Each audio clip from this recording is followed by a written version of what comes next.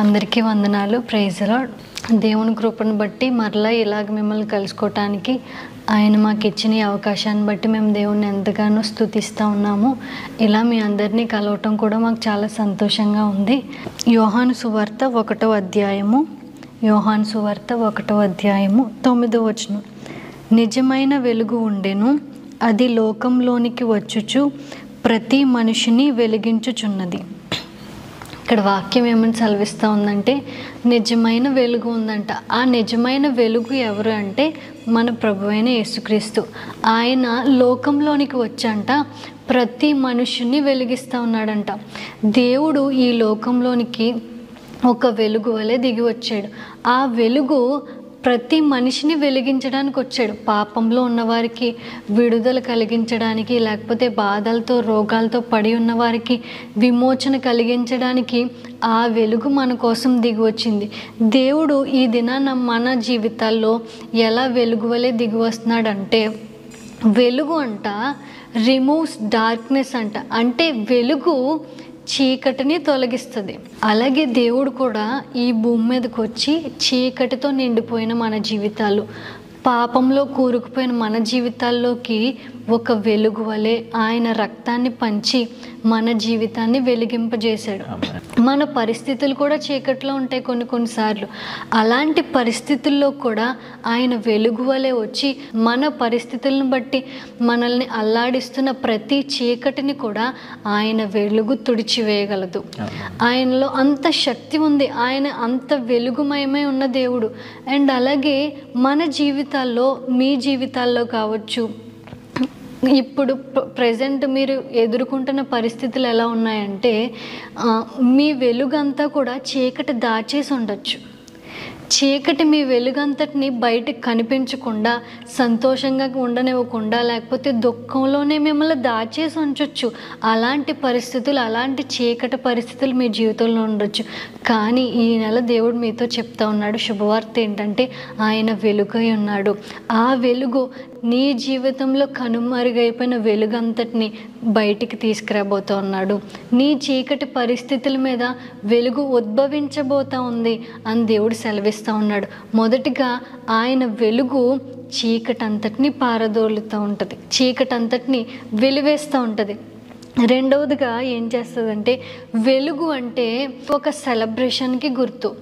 వెలుగు అంటే ఒక సెలబ్రేషన్. ఇప్పుడు ఏదైనా పెళ్ళి అయినా సరే, ఏమైనా ఫంక్షన్స్ అయినా సరే, అక్కడ ఏం చేస్తారంటే ఇంటికి అది లైటింగ్స్ పెట్టేసుకుని, పెద్ద పెద్ద లైట్లు పెట్టుకుని, ఇప్పుడు పెళ్ళిళ్ళు, ఫంక్షన్ హాల్స్లో పెళ్ళిళ్ళు చేసుకుంటున్నప్పుడు అది లైటింగ్స్ అది పెట్టుకుంటారు. అంటే లైట్ అంటే ఒక సెలబ్రేషన్కి గుర్తు. అలాగే దేవుడు ఈ లోకానికి దిగి వచ్చినందుకు లోకమంతా సెలబ్రేట్ చేసుకుంటుంది ఆయన వెలుగుని. లోకమంతా కూడా దేవుడు నా కోసం దిగి వచ్చాడు. క్రిస్మస్ ప్రతి క్రైస్తవుడు సెలబ్రేట్ చేసుకుంటూ ఉన్నారు. ఏమనంటే దేవుడు నా కోసం దిగి వచ్చాడు ఈ లోకానికి. ఆయన నాకు రక్షణ ఇచ్చాడు, నా కోసం మరణించి తిరిగి లేచాడు, నా కోసం పుట్టాడు, ఎంతో దీన స్థితిలో ఆయన పుట్టాడు నా కోసం. ఆయన వెలుగుని సెలబ్రేషన్గా చేసుకుంటా ఉంది, సెలబ్రేట్ చేస్తూ అనేక మందికి పంచిపెడతా ఉంది. ఈరోజు కూడా దేవుడు చెప్తున్నాడు, నీ జీవితంలో కూడా ఒక సెలబ్రేషన్ అనే ఒక వెలుగుని దేవుడు ఇవ్వబోతా ఉన్నాడు. నీ జీవితంలో కూడా ఒక మంచి సెలబ్రేషన్స్ నువ్వు జరుపుకోబోతా ఉన్నావు. నీ గృహంలో కావచ్చు, ఒక శుభ కార్యాలు కానీ, ఒక శుభ ఆనవాళ్ళు కానీ నువ్వు ఈ నెలలో చూడబోతా ఉన్నావు, నీ జీవితంలో చేయబోతా ఉన్నాడు దేవుడు. ఎందుకో తెలుసా? ఆయన వెలుగుగా దిగి వచ్చాడు. నీ చీకటి పరిస్థితుల్లోనే నిన్ను వదిలేడు. నీ జీవితంలో, నీ కుటుంబంలో ఒక సెలబ్రేషన్ని ఇచ్చి నీకు వెళ్తాను అని దేవుడు చెప్తా ఉన్నాడు. ఇంకొకటి చూసినట్టయితే వెలుగు అంట దారిని చూపిస్తుందంట. అంటే దేవుడే వెలుగై ఉన్నాడు కదా, దేవుడే వెలుగు. ఆ దేవుడు మనకి దారిని చూపిస్తూ ఉంటాడు.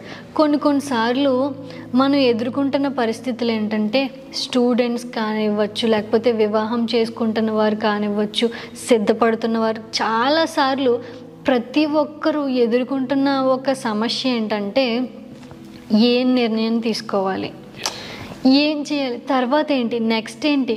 2 ఆప్షన్స్ ఉంటాయి మన ముందు. కానీ నేను ఏ ఆప్షన్ తీసుకోవాలి, ఏ ఆప్షన్ నేను తీసుకుని నేను ఏ విషయంలో ముందుకు వెళ్ళాలని చెప్పేసి ఒక డౌట్, అది ఎవరు అడిగినా చాలామంది అంటారు నువ్వు ఇది తీసుకో బాగుంటుంది, ఇందులోంచి ముందుకెళ్ళి అంటారు. కానీ ఇంకొకరి దగ్గరికి వెళ్తే అది కాదు ఇది బాగుంది అంటారు. మనుషుల దగ్గర దానికి ఆన్సర్ దొరకదు, దానికి మనుషుల దగ్గర వేలేదు. కానీ దేవుడే మార్గం. దేవుడు నువ్వు ఏ మార్గం గుండా వెళ్ళాలో, ఏది నీకు సరైన మార్గమో, ఏది నువ్వు ఆనందించే మార్గమో, నువ్వు ఏ మార్గంలోకి వెళ్తే నీ లైఫ్ బాగుంటుందని చెప్పి దేవుడే నీకు మార్గం చూపిస్తాడు.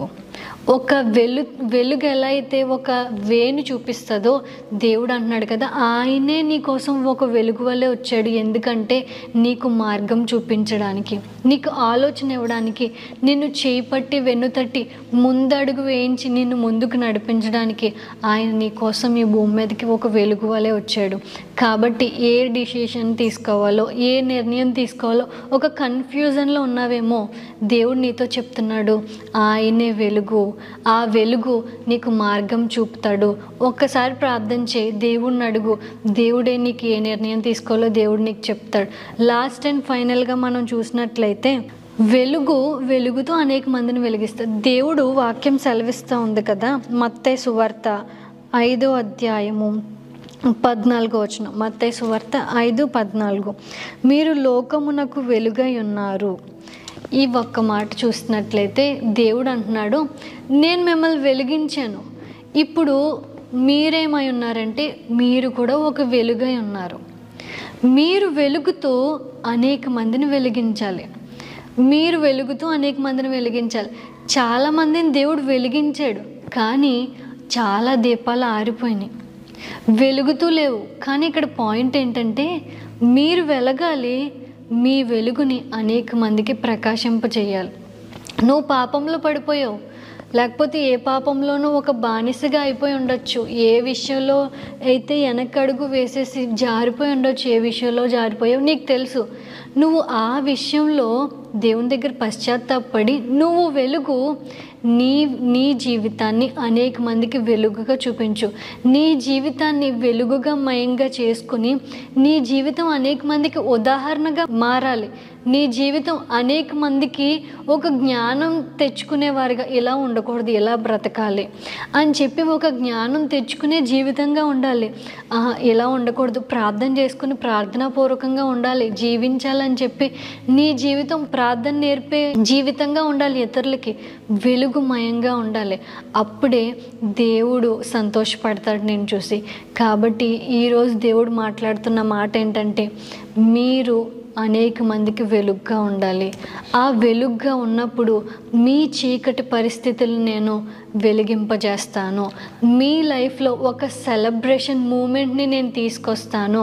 మీకు ఒక వేని చూపిస్తాను. మీరు వెళ్ళవలసిన మార్గాన్ని మీకు ఆలోచన చెప్పి జ్ఞానం ఇచ్చి మీరు వెళ్ళవలసిన మార్గాన్ని చూపించడంతో ఆగిపోదు. ఆ వెలుగు చూపించి అది దాని దరికి నిన్ను చేర్చేదాకా, ఆ గోల్కి నిన్ను తీసుకువెళ్ళేదాకా ఆ వెలుగు, ఆ దేవుడు నీతోనే ఉంటాడు, నీతోనే నడుస్తాడు. నిజమే, దేవుడు మన జీవితాల్లో ఒక వెలుగై ఉన్నాడు. వెలుగు ఎప్పుడు తన కోసం ప్రకాశించదు. వెలుగు ఎవరి కోసం ప్రకాశిస్తుందంటే ఇతరులకు దారి చూపించడం కోసం. దేవుడు తన వెలుగును నీ జీవితంలో చీకటిగా ఉన్న నీ పరిస్థితిలో నువ్వు వెలగాలి అని చెప్పి తను నీ కోసం ప్రకాశించాడు కదా. ఇప్పుడు మనం ఏం చేయాలి? మనం ఎవరి కోసం ప్రకాశించాలి చూద్దామా?